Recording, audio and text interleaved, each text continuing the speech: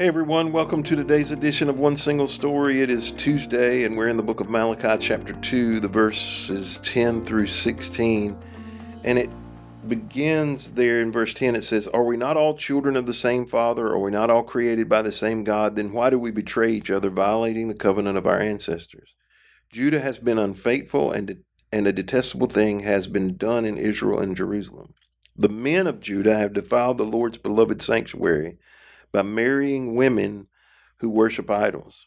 May the Lord cut off the nation of Israel, every last man who has done this, and yet brings an offering to the Lord of heaven's armies. Here's another thing. You cover the Lord's altar with tears, weeping and groaning because he pays no attention to your offerings and doesn't accept them with pleasure. You cry out, 'Why doesn't the Lord accept my worship?' I'll tell you why, because the Lord witnessed the vows you and your wife made when you were young, but you have been unfaithful to her, though she remained your faithful partner, the wife of your marriage vows." He addresses a couple of things here. So yesterday, Zach, you mentioned you get in trouble and then go back and ask God, "Why did you do this to me?" Mhm. And here he's saying he names two specific sins.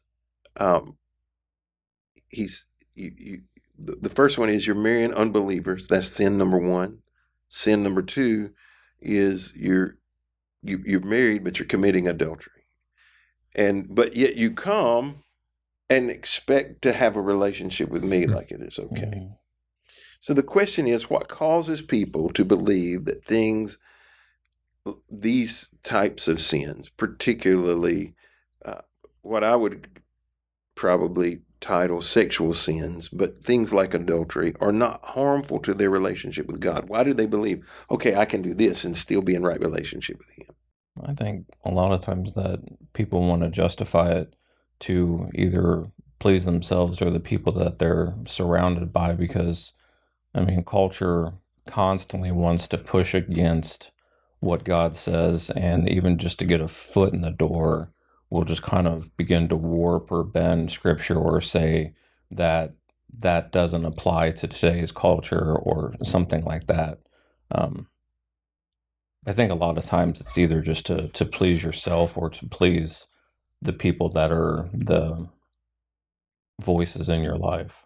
Most sins, if not all sin, impacts our relationships, but also our relationship with God in that even like lying, you may lie about someone who's not even or gossiping about someone who's not even tied to the conversation, and you might be thinking, "Oh, well, it can't hurt them if it doesn't get to them," but it can. And even with the person that you are lying to, gossiping about, or the person that you're gossiping to, that you're partaking in that with, that can impact your relationship with them and be damaging to that.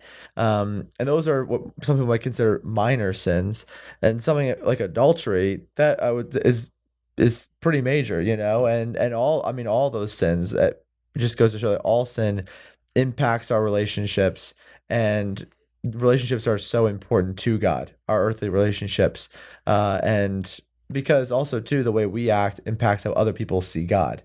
And so if we're uh cheating on our wife, or if we are lying about other people, then uh, how does that make God look in our relationship with Him? If our marriage is supposed to be reflective of our relationship with God, or God with the church, then we would not be doing a very good job if we're living in these sins.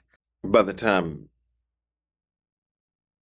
this you'll be listening to this podcast, I would have preached a sermon from Habakkuk, um,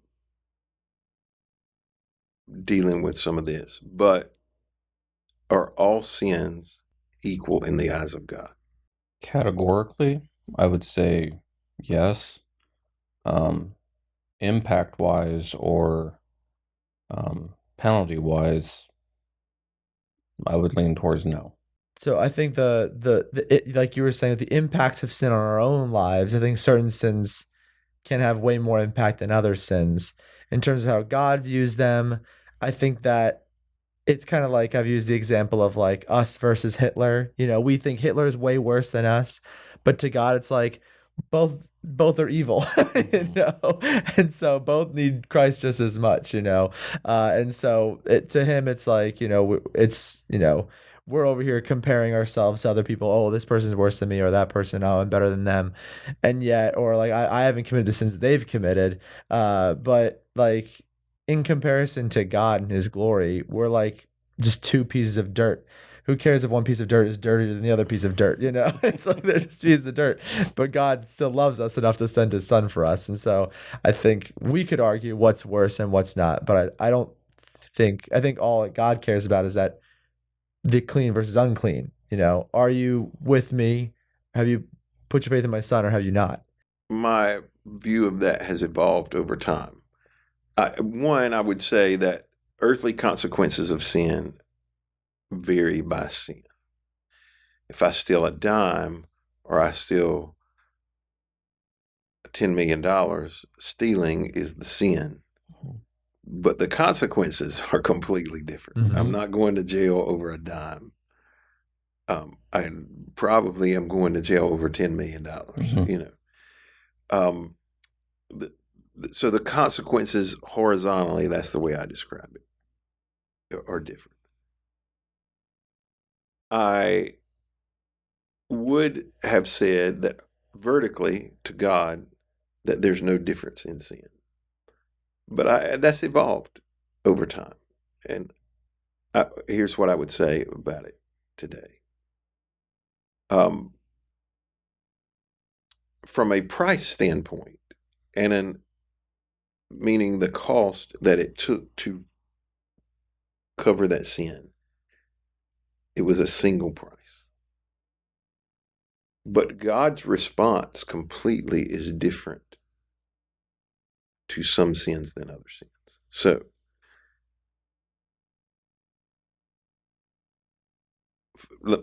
even in the Old Testament, for example, here let's look here at the people Malachi is talking to. There are 0 perfect people. 0, none. There are probably thousands of people who have other sins in their life. But God chose these 2 to say, hey, I want to address these things. And there are other places in the Bible very similar, because if you take the Bible as a whole, okay, there are some sins that keep coming up where God is concerned. Does it mean people aren't committing other sins? The answer is no, but these sins seem to be the ones where His wrath comes. Idolatry, sexual immorality, abuse of people in general, and it could be financial abuse. That is a repetitive thing, where you are taking advantage, you're enriching yourself at the cost of others.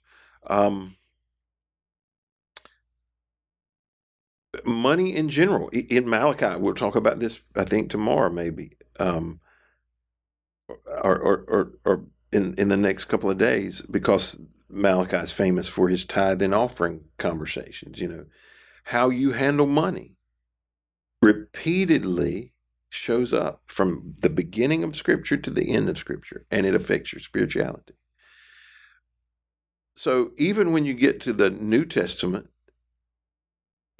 so an example would be Ananias and Sapphira. That was a money issue, right? And God kills them. Like that is as harsh a response as we see in the entire New Testament.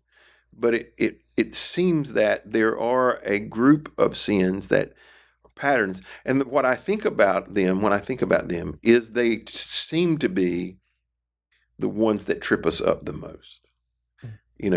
Our taking advantage of people in relationships, our sexual impurity, financial impurity, idolatry. Like today, let's move to today. If I ask you, okay, what are the sins of the world? Right? You're probably not going to say lying. even though that might be a problem in culture, you're going to say things like idolatry, classism, or financial, whatever, abuse, sexual immorality. Those things those seem to be the things God judges more than anything else. And what it appears to be, and even though I don't know that I have this clearly pegged out, is those things seem to be the end result of not dealing with things back further. The reason why you become idolatrous is because you didn't keep your relationship with the Lord right. The reason why you practice, sexual immorality, and I prefer the term sexual immorality. The evangelical church jumps up and down about homosexuality, while we ignore adultery and pornography and some other things that are crushing the church. And that's, every time I say that, like, homosexuality is not killing the evangelical church. Pornography is killing the evangelical church. Adultery is killing the evangelical church. Divorce is killing the evangelical church, not homosexuality. I'm not saying it won't one day, okay? I'm not saying that's not going to be the problem. I'm just saying, like, we need to deal with the stuff that's the problem, And so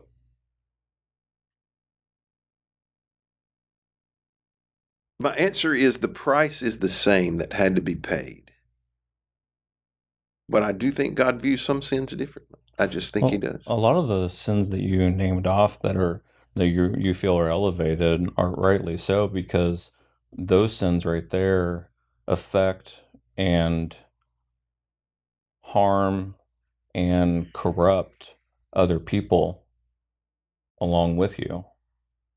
I mean, because if you go out and you have an affair, not only does it hurt your relationship with God, but it damages your relationship with your spouse, your kids, your family, people's trust for you, and it just has a major domino effect in each one of those that you mentioned. And I could see where God would get after us a whole lot more for that, because it's so damaging.